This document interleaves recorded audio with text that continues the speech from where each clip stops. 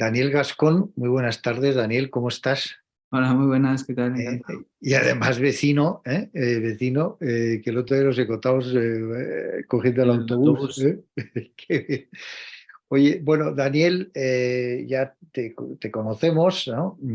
Es un escritor, guionista también, es el editor de Letras Libres en España, de la revista Letras Libres. Bueno, te leemos en El País, te vemos en la Sexta, eres licenciado en Filología Inglesa e Hispánica. Por cierto, tú y yo nos tenemos que llevar muy bien porque eres de Zaragoza y yo soy de Pamplona. Entonces, claro, pues Ah, esto, sí. esto une mucho. Eh, Eres autor de varios libros y yo diría, esto ya no lo dices tú, esto lo digo yo, ¿no? Yo diría que eres una referencia intelectual eh, progresista de España, ¿no? Yo creo que así se te identifica, igual te gusta, igual no te gusta, pero digamos que yo creo que es así como te vemos los demás. Bueno, no, quería charlar contigo. Oye, antes, no sé si te has enterado que, bueno, hicimos un podcast hace muy poco desde Consenso y Regeneración con Marcelo Gullo, este escritor que, pues, oye, ha salvado su vida de milagro, ¿no? Ah, sí. La han asaltado en su casa, y está destrozado. Entonces, todavía no puede hablar, porque le han roto la mandíbula y, bueno, lo han dejado, me han mandado, he visto una foto, ¿no? Y todavía no podía hablar con él. Me gustaría saber si es por motivación política, por sus posiciones que defiende, que eso sí es contracorriente hoy, o realmente se trata de un tema de seguridad en Argentina, ¿no? Sí. No sé, ya veremos, pero queda No me, bastante. no me había enterado que Sí, tremendo, sí. ¿no? No ha salido nada en prensa todavía, pero ya lo he mandado esto al país y al mundo. Muy bien, Daniel. Oye, Daniel, si te parece, me gustaría, hoy mismo el Tribunal Supremo ha alertado, ¿no? En una sentencia sobre el tema de la malversación, en lo que se referiría a uno de los procesados en el proceso, ha alertado que no es normal, ¿no? En una sentencia sobre la desprotección que existe después de la derogación del delito de sedición, la desprotección que existe de cara a que pudieran ocurrir casos parecidos, ¿no? En cuanto que sería golpes de Estado sin violencia o algo parecido, ¿no? O sea, lo que fue la sedición antes, y el mismo tribunal alerta de esa desprotección, cosa que nosotros, ¿verdad? En Consenso y Regeneración hicimos en su día un manifiesto diciendo lo mismo, ¿no? Con los grandes juristas que tenemos detrás, con los 5 o 6 grandes constitucionalistas, profesores de constitucional, ¿no? Que hicieron este manifiesto, ¿no? Y que alertaban eso. ¿Qué te parece esto, Daniel? Bueno, es que yo creo que era algo que no se entendía muy bien, ¿no? Y de hecho no se entiende. Es, se decía, ¿no? El delito de sedición no sirve para proteger, parece que quedaba un poco en un lugar que era un poco el hueco entre la rebelión y la sedición, ¿no? Digamos, los hechos del octubre, donde dices, no había violencia suficiente para que fuera rebelión, pero sí que era un asalto al orden constitucional, ¿no? Y entonces, en vez de intentar adaptar la ley a la amenaza que sabemos que está y que además los que lo han hecho dicen que lo volverán a hacer cuando puedan, lo que haces es dejar al Estado más desprotegido, ¿no? Es muy difícil de comprender, más allá de que luego además sea algo pactado con los mismos delincuentes, ¿no? Con quienes un poco estipulan cómo va a ser el delito. Entonces, yo creo que se entendía de una forma muy, muy rara, ¿no? Y me parece, bueno, que es normal que el Supremo alerte de esa desprotección, que por otra parte, como tú mismo has dicho, muchos juristas, mucha gente ha señalado, ¿no? Dice, si el delito de sedición no estaba adecuado a los tiempos, la solución no es quitarla dejando esa especie de hueco, ¿no? Y bueno, era también la sensación que podía dar un poco era esa especie de amnistía en diferido, ¿no? que era lo que se pretendía dar para contentar a Esquerra, ¿no? Que era pues con el indulto, la derogación de la sedición y luego el cambio de la malversación, ¿no? Aunque hemos visto que a lo mejor lo de la malversación no ha salido como se esperaba, ¿no? Sí, sí, no ha salido porque concretamente Junqueras no podrá tener cargo público hasta el 30 y no sé cuántos, ¿no? O sea que al final eso no funcionó. A mí lo que me ha extrañado es que en la propia sentencia de esto, del tema, perdona, de la malversación, el Tribunal Supremo alerte sobre esto, ¿no? Sí. Casi parece un manifiesto, ¿no? Entonces, esto lo deben ver como algo grave, ¿no? Creo yo, porque no tiene mucho sentido.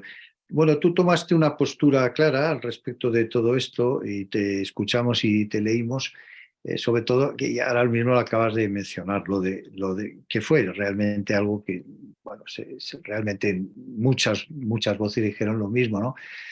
Que es legislar para personas, ¿no? Claro. Esto no tiene sentido.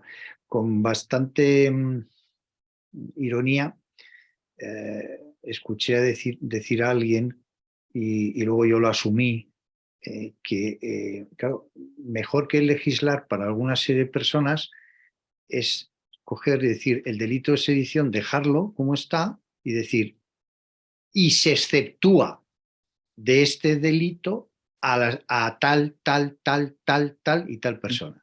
Entonces, ya está. Si a ellos les va bien, tú sigues, el gobierno sigue para adelante, pero el delito de sedición permanece para lo que puedas hacer en el futuro tú o quien sea, ¿no? Esto es un poco, en fin, pero bueno, así ha sido, Daniel.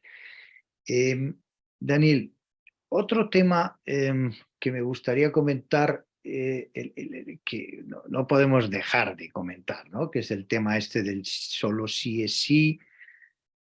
Ahora llevamos ya 490, casi 500 personas que han visto rebajada su condena y como un poquito menos de 50 que han salido. Y ha habido un violador en concreto que no ha entrado, no ha llegado a entrar. Entonces, ¿qué te parece todo? ¿Qué te parece todo esto? Bueno, yo creo que ha sido pues bastante desastroso y además en muchos niveles distintos, ¿no? Por una parte creo que tiene algo de fallo en cadena, porque se produce una indignación por la sentencia primera de la manada, ¿no? Que es una indignación un poco semántica, ¿no? Que al final les condenan 9 años, es abuso, pero parece que hay como, se entiende que la palabra abuso no es suficiente, ¿no? Con la misma ley que está vigente, luego el Supremo lo revisó y les condenaron a 15 años. Entonces, se crea un elemento que hay una parte de buenas intenciones, yo creo, y que es pues proteger más, adecuar, pero también un elemento de demagogia, ¿no? Pues con esta idea de que el consentimiento no estaba en el centro, cuando ya estaba. Y entonces yo creo que eso ha sido un error ya de concepto. Luego, claro, cuando a veces dicen las penas ya eran muy altas y son muy altas en España las penas por delitos sexuales y no tenemos que alentar el punitivismo, ¿no? Que dices, bueno, sería una idea y seguramente pues mucha gente puede estar de acuerdo de muchas posiciones, pero eso ha salido como mucho más tarde y ha salido solo cuando se han empezado a aplicar las rebajas de penas, ¿no? Porque el impulso detrás de la ley siempre fue más bien punitivo. Y luego además, por supuesto, cuando se hace que no escuchar a los expertos, no escuchar a la oposición, decir que quien te avisa de lo que va a ocurrir después es un machista, condenar, bueno, culpar a los jueces como lo siguen haciendo, ¿no? Esa falta de reconocimiento de la realidad, ¿no? Y también de soberbia por parte sobre todo de Unidas Podemos, a mí me pareció que ha sido muy, muy preocupante. Y luego, por otra parte, dices, todo esto en realidad eh, también perjudica la propia causa en la que todos podemos estar de acuerdo, ¿no? Que es tanto el feminismo como la libertad y la autonomía sexual. Entonces, creo que ha sido bastante desastroso, ¿no? Incluso ahora la reforma que se hace, dices, pues lo que impulsó el cambio en la ley era electoralismo, lo que impulsó la reforma también es electoralismo, porque las rebajas se van a mantener, y no sé, o sea, dices, no se entiende muy bien ya ni siquiera el cambio, ¿no? O por la razón principal. Luego sí que hay otras cuestiones que los expertos, que mucha gente que sabe más que yo, dicen, pues hay problemas de confusión en la ley, que bueno, que se pueden corregir, ¿no? Y luego también había esa idea también muy adanista de pensar en el inicio, ¿no? De cuando se hablaba del yo sí te creo hermana, que dices que no se sostiene con la idea de un Estado de Derecho, o también vamos a eliminar la gradación, ¿no? Dices, bueno, es que siempre tiene que haber gradaciones como las hay en todos los delitos y que es algo que ya casi salta al sentido común, ¿no? Sí, a mí, no sé, este es un tema para mí bastante obvio, ¿no? Vamos a ver, yo pienso que la evidencia te dice que tienes que corregir, ¿no? Si tienes que corregir, primero hay un buen mensaje y es que has tomado una decisión. Entonces, teniendo un cargo de responsabilidad en cualquier organización, seas ministro o seas el presidente de una empresa o el director de un hospital, ¿no? Es que hay que tomar decisiones, porque hay gente que no las toma. Esa gente es irrelevante, casi eso es lo peor, ¿no? Entonces has tomado una decisión. Vale. Luego resulta que la evidencia demuestra que esto no funciona, que está perjudicando a las personas que tú pretendes, a la mujer que tú pretendes defender, la está perjudicando evidentemente, ¿no? Bien, entonces a partir de aquí, claro, ya dices, bueno, ahora culpa a un tercero, ¿no? Y entonces culpa a unos jueces, más que estos jueces, pues hay que formarles, ¿no? Eso me pareció terrible, ¿no? Que dijeron, no, es que hay que formarles. Bueno, primero esos jueces, la mayoría son mujeres, la mayoría son jóvenes, ¿no? En fin, quiero decir, aparte Y de la, eso, y la mayoría habían aplicado, o sea, aplican la rebaja, pero también habían aplicado la pena anterior cuando era más alta. Es como, claro, o sea, decir que es evidente, ¿no? Entonces, ahí echas la culpa a un tercero. Vamos a ver, yo ahí es donde no entiendo.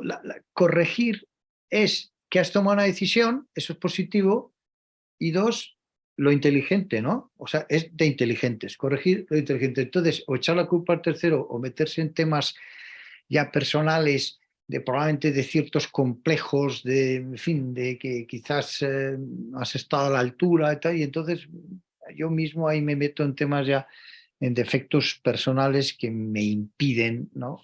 Es que la corrección es de la gente grande y la no corrección, o sea, en definitiva, es poner la ideología por delante del conocimiento, ¿no? Oiga, no, primero usted conoce que no funciona, sino que está siendo muy perjudicial, pero usted antepone su ideología. Y aparte que yo pienso que es que no es una cuestión ideológica porque yo creo que, como dices tú, eh, es que yo estoy convencido que una inmensísima mayoría de todos los españoles, no importa qué partido político puedan votar, estarán de acuerdo con que el consentimiento tiene que ser, es y era el centro de la ley. No se entiende bien. Oye, una cosa, Daniel, saliendo si quieres un poco de lo que es el día a día político. eh, el otro día con Daniel Mejía estábamos hablando de esto, ¿no? Hicimos una conversación muy interesante, ¿no? Vamos a ver, ahora para que el PSOE gobierne necesariamente por aritmética parlamentaria, tiene que estar con la extrema izquierda y con los separatistas, necesariamente, ¿no? Y para que gobierne el PP, necesariamente tiene que estar con la extrema derecha, ¿no? Entonces, si tú esto te sales de qué país es, de cuándo es, de las condiciones, de si es una crisis, si no es una crisis, si estás en un momento de un boom económico, no, prescinde un poquito de todo, ¿no? Haz una abstracción absoluta y vete a la luna y mira hacia abajo, ¿no? Y miras a la Tierra y dices, oiga, estos señores, si asumimos que los extremos no son ser buenos, ¿no? La moderación, ¿no? Desde los griegos, ¿no? Hablaban de la moderación, dicen, ¿no? Y será lo que digan lo que quieran los dioses, y los dioses son moderados, ¿no? Ya decían hace 2500 años, ¿no? ¿No? Oiga, pues porque no entienden en los asuntos de Estado súper básicos, ¿no? El PSOE y el PP. ¿Qué es lo básico? ¿Qué es lo súper básico? Pues usted, la educación, las pensiones, la sanidad, no hace falta meter 50.000 cosas, ¿no? No se complique usted la vida. Eso, digamos, podría decir un observador desde la Luna. No sé tú desde el planeta Tierra qué opinas de esta, Sí. parece maldición, o sea, ¿qué opinas? Sí, lo que pasa es que a veces que haré mucho esa especie de nostalgia por los grandes acuerdos y los pactos de Estado que ha habido en algunos momentos y es cierto que en muchos asuntos son necesarios, ¿no? Luego, por otra parte, tú que estás en un movimiento que tiene este impulso regeneracionista, muchas veces hemos visto que el PP y el PSOE se ponían de acuerdo para repartirse las instituciones, por ejemplo, ¿no? O sea, que en ocasiones lo que ha habido acuerdos de colonización de lo que es de todos, ¿no?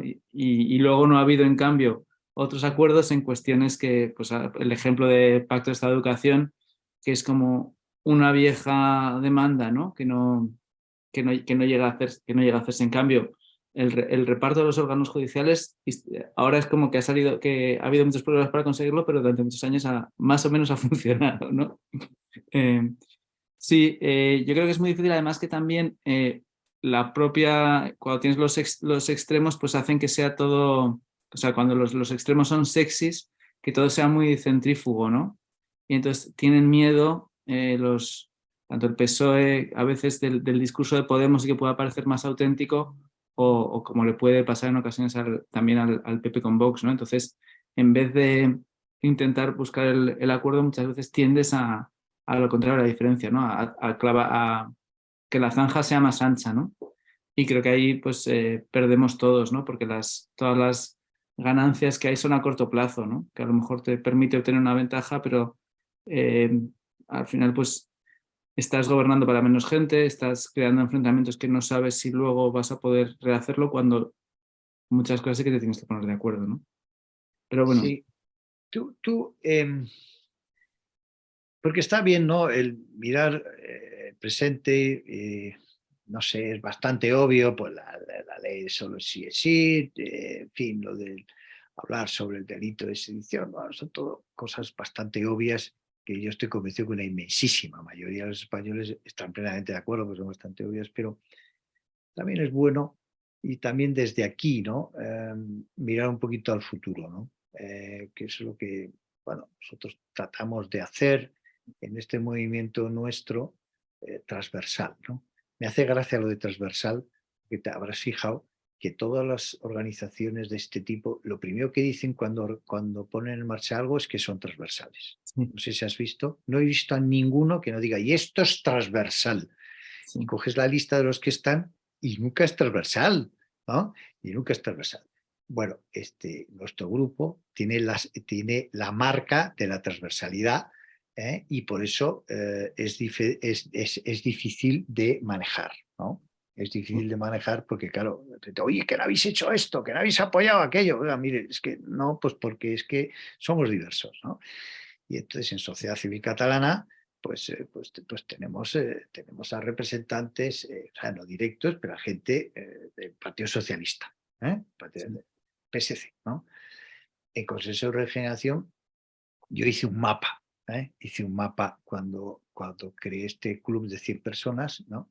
Y el 60% no son de derechas, ¿no?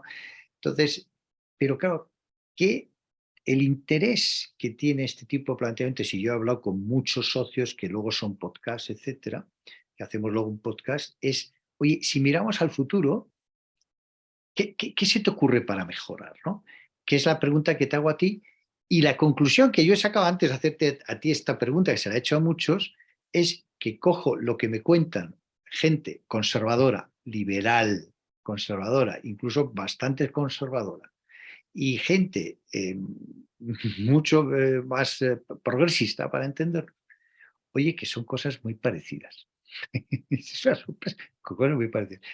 ¿Tú qué dirías, amigo Daniel?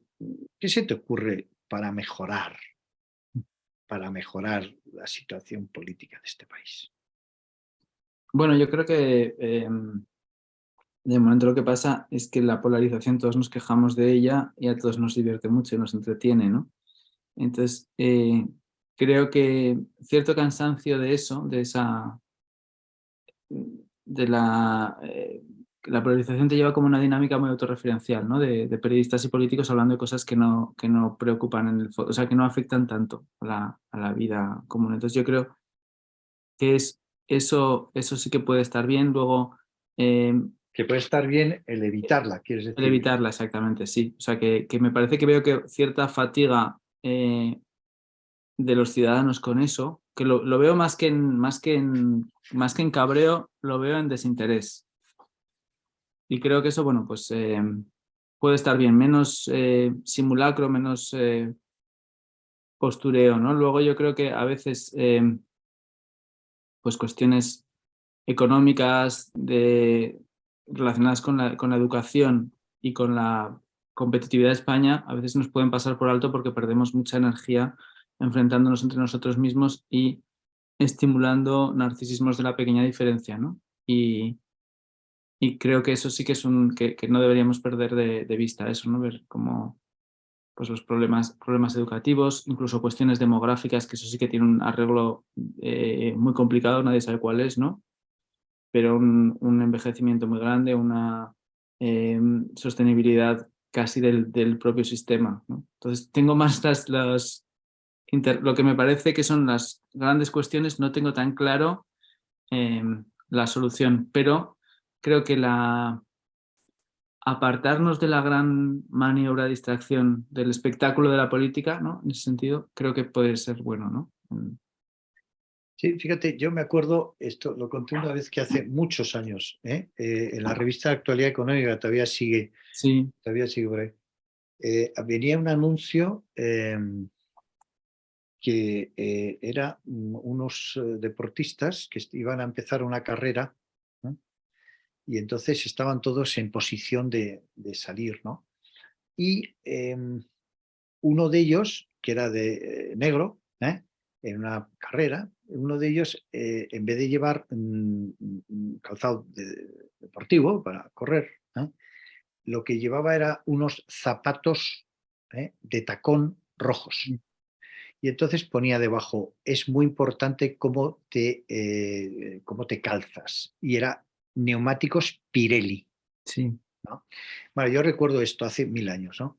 Y yo a veces pienso que no haciéndolo tan mal España en el conjunto de nuestro entorno y más allá de nuestro entorno, vamos a decir, en el mundo, ¿no? No haciéndolo tan mal en bastantes aspectos, pero estamos con unos zapatos no adecuados para correr. Y a pesar de eso, no nos va tan mal como nos debería ir con esos zapatos. ¿Y por qué? Bueno, primero porque yo creo inmensamente en los españoles, ¿no? Los españoles cuando nos ponemos a trabajar lo hacemos muy bien, ¿no? Y cuando tenemos sentido de urgencia, hemos hecho cosas realmente grandes, ¿no? Por no decir cosas que sucedieron hace 500 años, ¿no? Más reciente, ¿no? Pero claro, uno piensa, ¿no? El tema del nacionalismo, el tema del separatismo. ¿Cuántas energías, Daniel, cuántas horas de presidentes de gobierno, de ministros, cuántas horas de pensadores, de escritores, cuántas horas de tanta gente en la sociedad tiradas a la basura? Y están tiradas a la basura porque al día de hoy estamos igual que hace unos años. Muy parecido, vaya, no, sí. no veo enormes diferencias. No sé qué te parece esto. ¿No crees que deberíamos acordar entre los grandes partidos, enfocar las cosas en lo que importa, que no, lo están todo el día diciendo, pero tirar tanto tiempo y tanta energía, ¿no piensas? Sí, yo creo que bueno, sí, es como que es un consumo tremendo de talento, de energía, Lo que pasa es que también, supongo que tú estoy también son unas demandas políticas de esos territorios que hay que atender, ¿no? Y que representan a votantes. Y luego también es la queja nacionalista, es, ¿no? La ofensa, la sensación de agravio, también es de lo que vive mucha gente, ¿no? Porque se ha creado esa especie de ecosistema que es muy curioso. Yo creo que, por ejemplo, hay algo que me llama mucha atención, que es esa especie de, por una parte, las pequeñas diferencias, ¿no? Son rentables, ¿no? Porque creas a veces una trama clientelar y otras veces una barrera de entrada para gente de otras partes de España que tenga más difícil ir, ¿no? Y luego pasa una cosa muy llamativa en España, que es que en algunas comunidades nacionalistas que son bilingües desde hace mucho tiempo, se intenta imponer una especie de monolingüismo imposible que no tiene relación con lo que es digamos, la vida lingüística normal, y luego en algunas que son prácticamente monolingües desde hace mucho tiempo, pues hay como esa especie de presentarlas como bilingües, como si la otra lengua minoritaria tuviera una presencia, pues que podemos lamentarlo, pero que ya no es ya no está tan así, ¿no? Entonces es una paradoja española muy curiosa que tiene que ver con esa pérdida de energías que dices, ¿no? Sí, es curioso. Oye, una cuestión antes de que vayamos sacando otro tema, Daniel. A mí siempre me ha llamado la atención, te voy a hablar un poco de Aragón. ¿Eh? Y, a ver, yo se lo dije esto a un aragonés muy ilustre, ¿no? Que presidió una compañía importante de telecomunicación, por no concretar más, pero ya está todo muy Bueno, concretado. ya has concretado bastante. He concretado bastante, ¿no? Vamos a ver, cuando empezó el tema, bueno, cuando empezó el último, digamos, en el 17, el tema de Cataluña, la sedición, el golpe de Estado, todo esto. Me llama la atención por parte de Aragón que no haya habido, porque claro, se empieza a hablar de lo que pasó hace la guerra de secesión, este, eh, y se empieza a hablar de esto. Me llama la atención que no haya habido en Aragón decir, oiga, mire, perdone usted, si ya hablamos de historia, usted quiere hablar de historia para hacer algo hoy que yo creo que tiene poco sentido, ¿no? Diga, mire, es que hace 300, 400 años, entonces, y esto justifica mi posición de hoy. Bueno, yo eso ahí, ¿verdad? Lo dejaría más en el terreno de la academia, Sí. para mí. Pero no, esto es un poco el nacionalismo, es eso, ¿no? Oiga, no, mire, es que yo vengo de una patria, vamos, poco menos Adán y Eva, y luego ya vinimos nosotros, ¿no? Y eso me da una serie de derechos históricos que usted, pues, usted en cambio es un vulgar castellano, ¿no? Un vulgar castellano que controló el mundo, pero bueno, vamos a dejarlo en vulgar. Está bien. Pero me llama la atención que los aragoneses le han dicho, oiga, ¿de qué hablan ustedes? ¿De qué reinos? ¿Y de qué? Si ustedes eran del reino de Aragón, ¿no? O sea, si ya nos podemos hablar de historia y eso va a legitimar una postura que yo defiendo, digo, oiga, si ustedes mm, estaban en el reino de Aragón, que no haya habido esa reacción, ¿tú por qué crees que eso Bueno, es así? o sea, ¿O sí la ha habido? sí que la ha habido. O sea, por ejemplo, pues Guillermo Fatás en Heraldo sí que no tanto, digamos, una reacción nacionalista, que también sería un poco pues si el historicismo es absurdo en Cataluña, también sería absurdo en Aragón, ¿no? Sí, claro. Pero sí denunciar la falsificación histórica, muchos historiadores aragoneses lo han hecho. Pues Guillermo Fatás es un caso, pero también José Luis Corrales de una historia más popular, y eso sí que allí ha sido un tema, claro, que a lo mejor no se ha vivido aquí en toda España tan intensamente, pero sí. Incluso también había otro elemento que había. Yo conozco a mucha gente que son, pues digamos, aragonesistas de izquierdas, ¿no? De una tradición más bien federalista, o incluso. Y entonces ellos, cuando se produce lo del 17, sienten como una traición hacia los independentistas catalanes porque han roto la baraja, ¿no? Porque dicen, bueno, es que ahora de pronto tú estás diciendo, ¿no? Que lo de los demás no nos vale, ¿no? O sea, tú eres mejor que nosotros. Y entonces había mucha gente que tenía un gran respeto a la identidad catalana, a la idea de una España diversa, y que eran realmente federalistas o eso, aragonesistas, y que eso lo vivieron como una tradición. Y esa parte de falsificación histórica también muchas veces se ha denunciado, ¿no? Y luego hay pues los típicos feudos también vecinales, ¿no? Igual que hay muchísima conexión porque Cataluña es el territorio histórico de migración aragonesa, ¿no? Digamos, pues mi familia, que viene de Teruel, medio pueblo se fue a Zaragoza, medio pueblo se fue a Barcelona, ¿no? Entonces hay muchos lazos y luego hay pues los conflictos de los bienes y otras cosas que son comunes. También hay lenguas compartidas, ¿no? El castellano, por supuesto, pero también la parte de Aragón donde se habla el catalán y, por ejemplo, pues Jesús Moncada es un escritor, era un escritor nacido en Mequinenza, en Aragón, que escribía en catalán, como Francesc Serés o como Mercè Ibars, ¿no? Entonces, bueno, hay mucha contaminación, pero eso sí que ha sido un debate allí en Aragón. Lo que pasa es que ha No ha trascendido mucho trascendido. menos al conjunto de España. Sí, no ha trascendido, ¿no? A mí por eso me extraña, pero me alegro que me digas esto. Oye, por ir cerrando capítulos, ¿en qué momento está la literatura española? ¿Qué salud tiene la literatura española? ¿No? Si vemos la historia, ¿no? Bueno, pues hemos pasado momentos como en la filosofía, ¿no? De grandes filósofos y momentos más.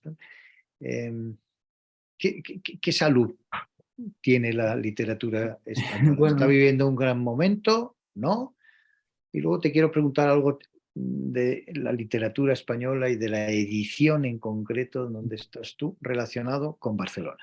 Pero vamos a lo primero. sí. ¿Cómo Bueno, juzgarías la literatura española hoy? es difícil de saber porque es muy complicado hacer el juicio en tu propio momento histórico, ¿no? Pero eh, yo, yo creo que pues hay muchos escritores que son muy buenos, que están traducidos, hay varias generaciones trabajando a la vez, ¿no? Porque tienes además muchas corrientes que son diferentes, ¿no? Tienes como escritores que hacen todavía como la novela, digamos, que se piensa, que el tópico, ¿no? Que sería la novela realista y que a mí pues me encanta, pero por ejemplo he leído el libro de Ignacio Martínez de Pisón, El Nuevo, que es la posguerra en Madrid y es estupendo, y luego tienes pues digamos esa escritura fantástica donde tienes, yo que sé, todavía Gonzalo Suárez, pero tienes también un montón de escritores jóvenes como Malaventura de Fernando Navarro, ¿no? Eh, yo creo bueno, que es un momento que es muy estimulante, hay muchas cosas. Lo que sucede, y voy a hablar sobre la narrativa, es que, digamos, no tienen seguramente la presencia o las ventas que tenían a lo mejor los escritores de lo que se llama la nueva narrativa española, ¿no? Pero también porque hay muchos más, ¿no? Entonces, claro, si te comparas con la influencia que pudo tener o los lectores que tenía en su momento de máximo esplendor Eduardo Mendoza, pues Ya, nadie está ojalá, a esa sí, altura, pero claro. sí que hay mucha más gente, digamos, en una clase media, ¿no? Me parece que hubo en los años 80 hubo una profesionalización de la literatura y que ahora eso es más precario, pero también porque hay más gente.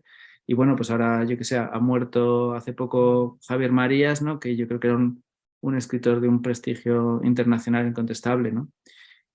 Creo que seguramente en el mundo anglosajón, aunque hay autores como él o como Javier Cercas o Vilamatas que interesan, eh, parece que la literatura latinoamericana muchas veces pues es más sexy, ¿no? En cierta manera.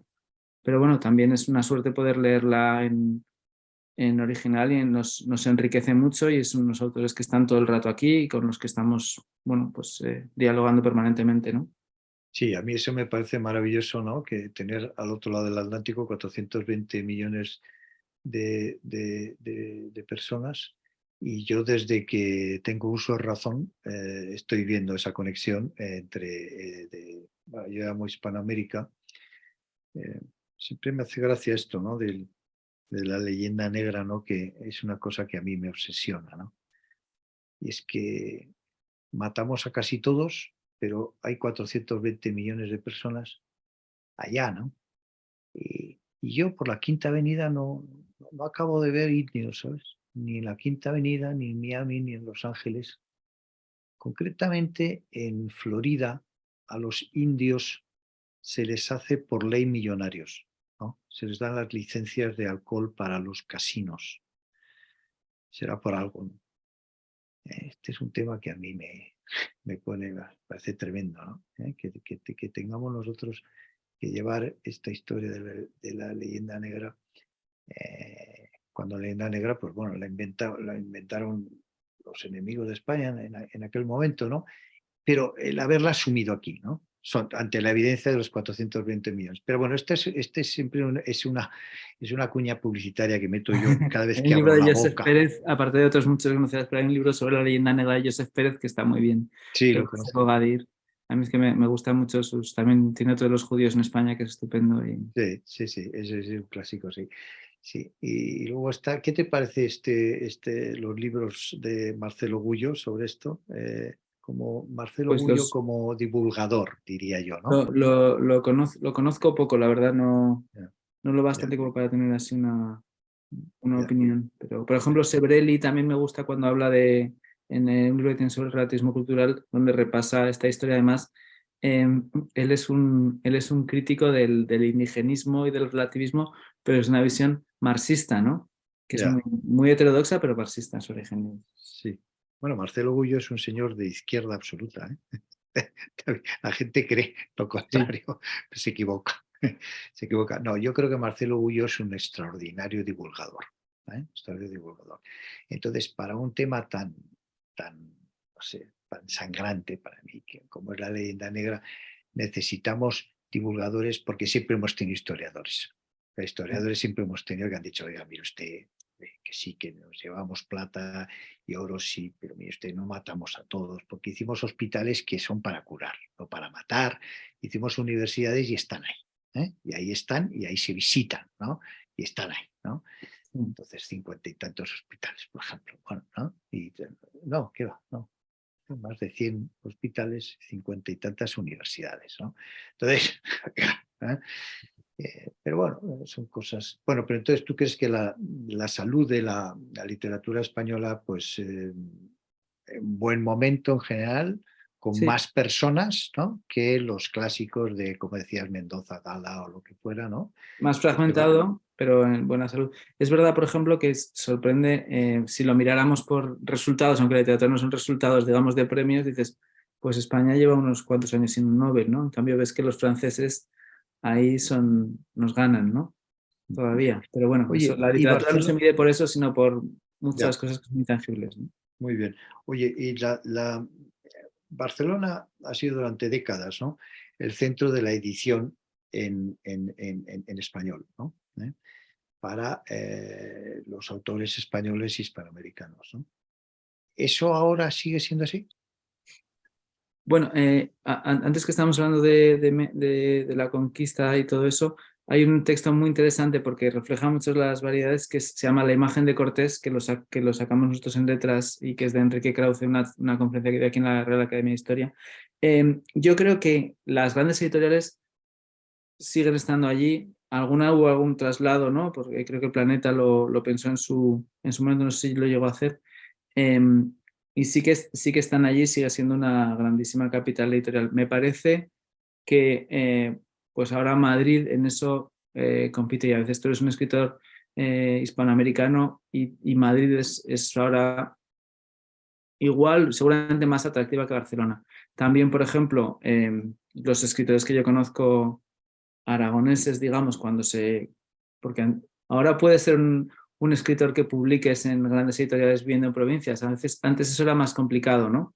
Entonces el Mm. que quería hacer carrera literaria, pienso en Javier Tomeo o en Ignacio Martínez de Pisón, se iba a Barcelona. Eso ya no es así, ¿no? Ahora te quedas y si no, creo que tu sitio natural seguramente es Madrid, ¿no? Porque también allí yo creo que el nacionalismo pues te da la sensación de que compites en desventaja, ¿no? Y el otro día en el Financial Times no hablaban de la literatura, pero sí de la, bueno, de esa pérdida de atractivo, ¿no? De Cataluña y de Barcelona, siendo todavía pues grandes capitales teniendo muchos medios, ¿no? Pero yo creo que eso ha pasado. Santiago Roncagliolo, el otro peruano, escribió un artículo sobre eso durante el proceso que era muy interesante, ¿no? Entonces, Mm. cómo era la ciudad del boom y cómo ahora pues ya no era tan interesante, ¿no? Muy bien, Daniel. Oye, ahora brevemente, y ahora, para acabar, dame un deseo para España. Algo como la lámpara Aladino que se pueda cumplir, que sea realista. Dime una cosa que te gustaría ver en España. Un deseo para España. Pues bueno, me gustaría que pensáramos menos en el pasado y más en el presente y en el futuro. Fíjate Y que que me hace estuviéramos gracia. menos con esa especie de, ¿no? de revisionismo eh, y pensar, bueno, pues Que los sueños los proyectáramos hacia adelante y no hacia atrás. Muy bien. Daniel, ¿te acuerdas que hace unos minutos en la conversación estaba yo diciendo que cuando hago esta serie de preguntas y pregunto a la gente cómo regenerar deseos, entonces me van contestando y las contestaciones que dan son difíciles de identificar si están hechas por personas de derechas o de izquierdas, ¿no? Exactamente esto, dijo para mí uno de los grandes expertos. Es que igual alguien se enfada, ¿verdad? Si yo digo dos, ¿no? Que es Torreblanca y Lamo de Espinosa. En fin, hay otros, oye, Javier Lesaca, maravilloso, y algunos otros, ¿no? Ahora está de moda, ¿no? Hace unos meses estaban de moda los profesores de Constitución, ahora están de moda la geoestrategia, ¿no? Sí. Lamo, que es un fuera de serie, que nadie se enfada porque no he mencionado otros, ¿no? Pero Lamo, cuando le hice esta pregunta, me dijo algo muy parecido. Me dice, mirar hacia adelante y hacia afuera. ¿Eh? Muy bonito, ¿no? Y tú, pues un poco la idea. Querido Daniel, terminamos. Hago siempre un resumen de 2, 3 minutos de lo que hemos hablado para que la gente se entere. Nos despedimos y nos volveremos a encontrar en el autobús porque los dos somos de transporte público. Tú, como eres joven, pagas, yo encima no pago. Bueno, entonces sí decías que sí, en efecto, que estamos después de la derogación de la sedición desprotegidos, que esto es una amnistía en diferido. ¿Eh? Eh, Hablábamos de que la sentencia del Supremo ha alertado de esto, y luego hemos hablado del sí es sí, bueno, pues es bastante evidente, y están con el consentimiento que debe estar en el centro y siempre, pues como dice mucha gente, debe estar y está, y estaba también, ¿no?